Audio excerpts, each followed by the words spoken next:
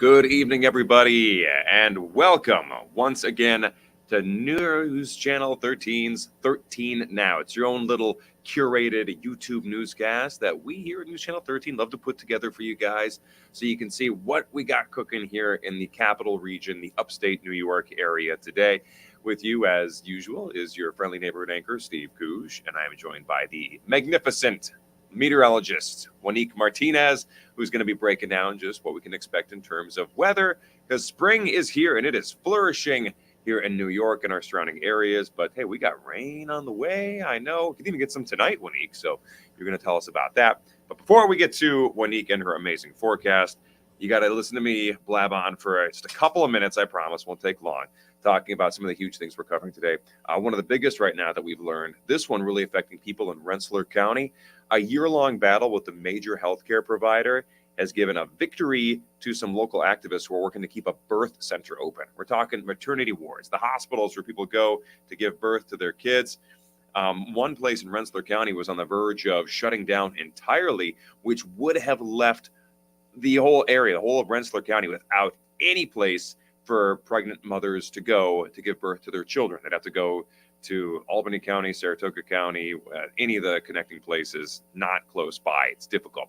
We're talking about Burdett Birth Center. It's the only maternity ward that is in all of Rensselaer County. So the possibility that it could even be shut down was simply unacceptable to so many families. When the initial decision to shut down Burdett Birth Center came roughly a year ago, there was a lot of anger in the community. Now, what's changed? A $5 million grant has been given over to Burdett for the next 5 years. It's coming from New York State, and that $5 million is going to be used to keep the birth center open. However, it's not all sunshine and rainbows. Even with that $5 million state grant going to Burdett Birth Center, officials do admit that the facility is going to continue to lose money. There's some problems they're having, either with not getting enough patients or with the way the accounting and financing is being run over there, but they need to change it in the next couple of years. Otherwise, they're going to be back to this position again shortly where they need to raise money or shut down. Hopefully it doesn't come to that, but they've got more time now to figure out how to get that place profitable. Turning to a next story here. Hudson Valley Community College. Anybody go there? Anybody? Well, if you do go there, you probably might know the big story. Faculty, the professors, the janitors, the staff who work at Hudson Valley Community College, they are now suing the college itself. The faculty are suing the college over a security assessment that was recently done about campus safety. And the college doesn't want to give that assessment to the professors and the other faculty and staff. So the faculty and staff say their union has no other option other than start suing the campus and the college administration themselves. So the reason we're told that Hudson Valley Community College is refusing to hand over a copy of that security assessment is because they say it could actually threaten the safety of students, staff, and visitors if it was to get out and analyzed.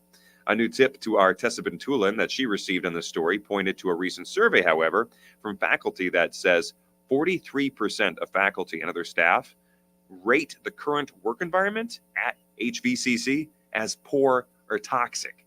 So there could be some other reasons that they're not saying, which is why they're also suing management at HVCC. The original security assessment began about a year ago after a student was nearly stabbed to death on the campus by an abusive ex-boyfriend. HVC ordered that assessment, but they won't share it with anybody, including faculty, because they say it would give would-be criminals a blueprint on how to target the campus. The faculty union says they just want to know what they need to do to keep Hudson Valley Community College safe for everybody. All right, now to our final story that was really interesting today. To rent or to own, what's the better option? If you got to own a home or rent an apartment right now, which one is more affordable, cheaper? For a while, it was owning a house, they would say. Mortgages were often cheaper because rates were so low. Not the case anymore, as many of you can imagine, if you've seen mortgage rates skyrocketing up to the 7% area, which they are now. As it turns out, the question is now renting is cheaper. A better option for a lot of folks, which is why more people are renting. It's a lot cheaper, not just here in New York, but in all 50 of the largest U.S. metro areas. It is now cheaper to rent than to buy a house. The average mortgage payment a month is coming out to $2,700 a month, while the average rent is about $1,980. So we're looking at a 40% gap between those two that just didn't used to exist before. In 21 different metro areas, the average monthly cost of owning a home is at least 50% more expensive than renting. So that's some food for thought. A lot, again, the talk was always you want to own a house. You don't want to have to rent one because at least when you own a house, there's some liquidity there. You're putting money down. You're going to actually own something at the end of the day. And I still think that is the case in a lot of times. It's good to own something that's tangible and physical rather than just putting something away like renting, Monique. But yeah, Right. this new study showing that it's more affordable to rent. So, makes you wonder what's going into that.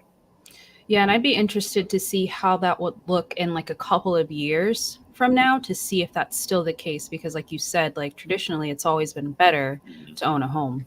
Yeah. Oh, and it's crazy to think like a couple of years ago, mortgage rates were 3%, and Right. now they're at 7%, which doesn't sound like a lot.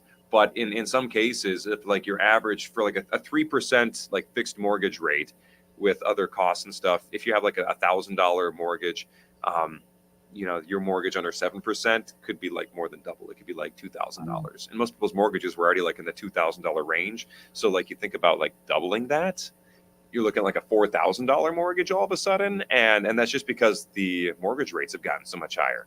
Most of that money's going straight to the banks, which that doesn't help anybody out, right? Except the Mhm. banks, I guess.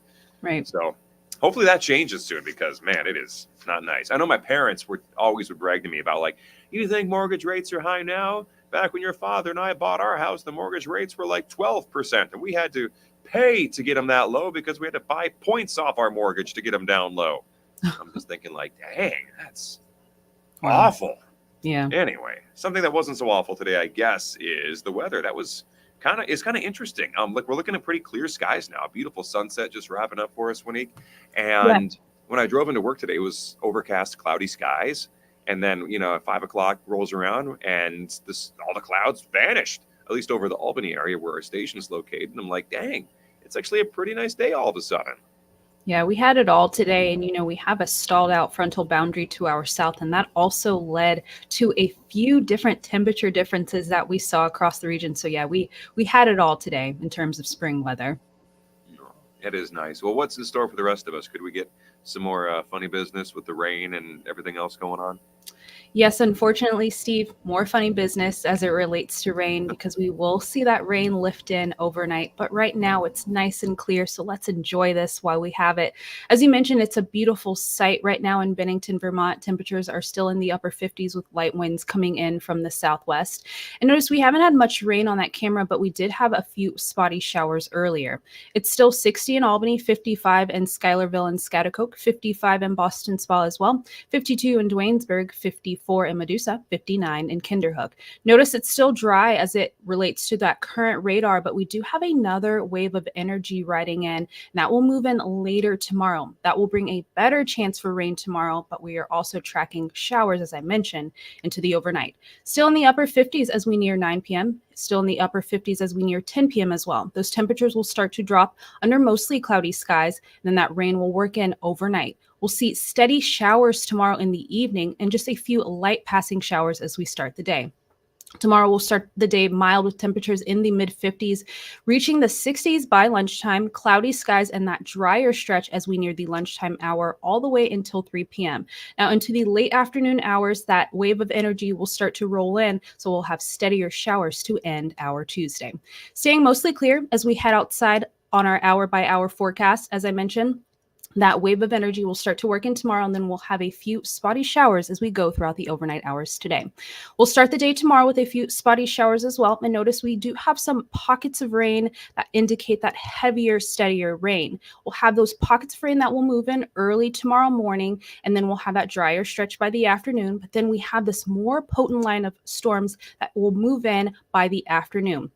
Now, as we go throughout the capital region in the afternoon with this line of storms, it will start to weaken a little bit. So, not expecting any severe weather, but we could see some isolated heavy downpours. We could also see a few rumbles of thunder tomorrow with this system, and we'll see scattered showers as we go throughout the afternoon and evening tomorrow, wrapping up by the overnight hours. Now, tomorrow we'll also possibly see some breezy winds with this system. We'll have winds possibly gusting around 20 miles per hour. Tonight, overnight lows drop down into the lower 50s, mostly cloudy. Then we'll have those rain showers working in into the overnight hours with a few rain showers to start your day tomorrow. A seasonable day in terms of high temperatures tomorrow in the upper 60s with late day thunderstorms possible. We trend drier on Wednesday and Thursday with temperatures in the lower 70s. 68, partly sunny on Friday. Then we have another system that will work back in by next weekend. It was interesting having like a weekend with all that rain that we had earlier, and kind of like, but it was overnight. It was mixing in and out. Overall, it was actually a really nice weekend. I was out and about doing what was it? I had two different birthday parties to go to. Not like cool birthday parties, mind you. Those are like kid birthday parties, which I guess are cool in their own right. Not to bash kid birthday parties, but we had one person who was turning 4 and another who just turned 3. So make what you will of the kind of party you would have at that. But they were great, and the weather really cooperated, so I was grateful for that. Thank you for pulling some strings, Monique, and making sure it was a nice weekend. Anytime. Anyway, well, thank you again for giving us the weather. We'll be back with more of your top stories and more in-depth looks at some of the stuff we covered here tonight. I know we're going to be talking at 9 o'clock and 11 o'clock about somebody who was busted in Saratoga County for selling a ton of drugs, and so they're going away for like the next 30 years. We'll have details on that and a lot of other big things. In the meantime, hopefully we see you there. And if we don't, have a fantastic night. As always, as a part of the News 13 crew, we thank you for joining us. And